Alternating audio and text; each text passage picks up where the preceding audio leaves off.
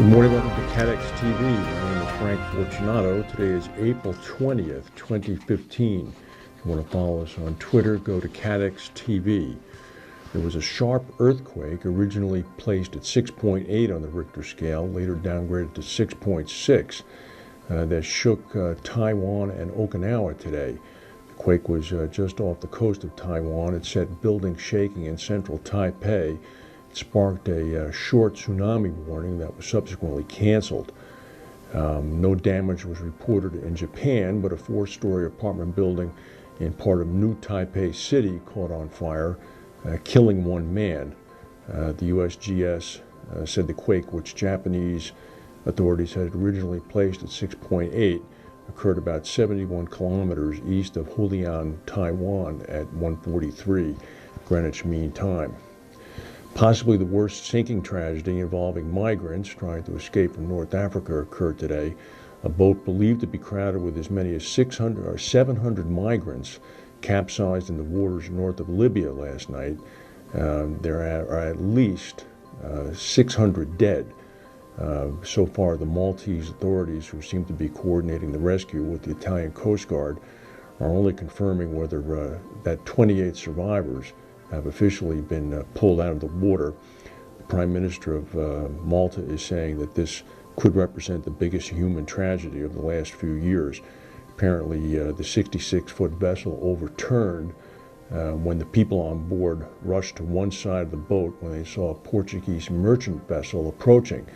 The Portuguese ship had been sent there to come to the aid of the migrants, but when the 700 people moved to one side of the 66-foot boat, they tipped it over. There was a gas pipeline explosion in Fresno, California on Friday afternoon. The pipeline was operated by Pacific Gas and Electric. The explosion occurred at a 12-inch wide pipe that was in place at a gun range operated by the Sheriff's Department of Fresno County. A county employee had been using a front loader to build a dirt berm to confine gunfire to the range. The explosion occurred. 11 people were injured, a few of them seriously. Traffic on both directions of Highway 99 near Fresno was closed for a number of hours. Pacific Gas and Electric, of course, has been under intense scrutiny since the 2010 pipeline blast that killed 8 people in San Bruno, California. PG&E said they were not notified about the work near the gas line because someone in the county believed that the driver would be working in a different area.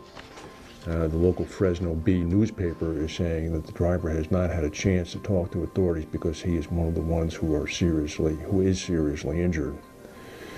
A few short hours ago, Chinese President Xi Jinping arrived in Islamabad, Pakistan, for a 2-day visit that will see him and the Prime Minister of Pakistan, Nawaz Sharif, unveil $28 billion of new trade and investment deals from China to Pakistan.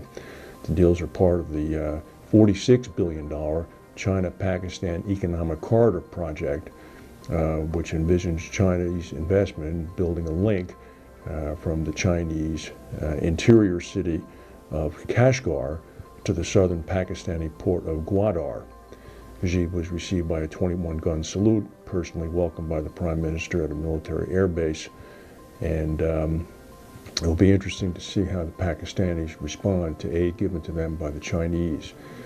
Significant aid has already been given to the Pakistanis by the United States, and the Pakistanis seem to do whatever they want. It's unknown whether or not the Chinese are going to permit such behavior. Dozens of people in Sanya in Yemen, the capital of Yemen, are feared dead this morning after an airstrike earlier today by a Saudi-led military coalition set off a huge explosion that flattened homes. The explosion shattered windows and shook buildings miles from the site attack that occurred in the Faj Atan area of the capital, Sanya. The explosion, which residents described as having felt like an earthquake, followed a series of airstrikes over the past week in the area, which is near a mountaintop military site. People are saying it's possible that one of the coalition bombs had struck a munitions cache, causing the blast.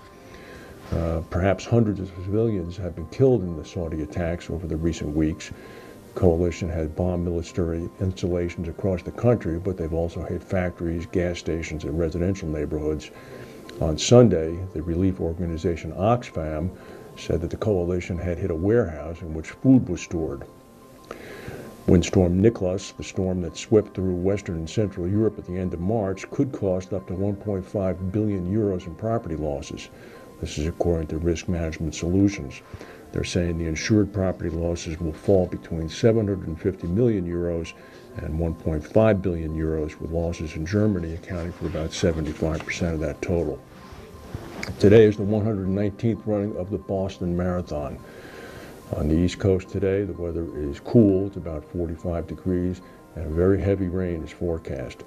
In Boston, there's going to be strong winds of about 15 to 35 miles per hour coming from the east, and the runners are going to be running directly into that wind.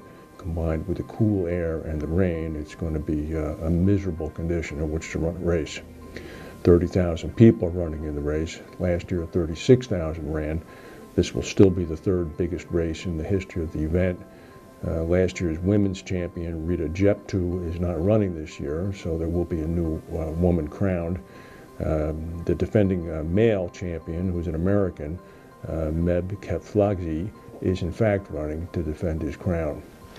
The sentencing for the Boston bomber 2 years ago is expected to be later this week. That's the news for today. If we have any breaking news, we'll come back and tell you. Thank you for watching, and we'll see you tomorrow.